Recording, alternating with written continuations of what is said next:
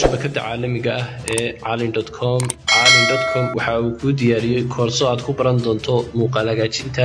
koorsadan oo socon doonta muddo bil ah koorsada muddadaasi waxa aad ku qaadan doontaa dhamaanba cilmiga muuqaal hagaajinta ama video editing loo yaqaano haday noqoto sameynta barnaamijyada codadka iyo ficilo aad u cajiib ah sida idinka muuqata hadda ninkan duulayo kale haddaba haddii aad jeceshahay inaad ardayda caalin.com ka dhigato koorsadan muuqaal hagaajinta kaliya booqo website-ka caalin.com ama la soo deg application-ka caalin oo ku shubo mobile-kaaga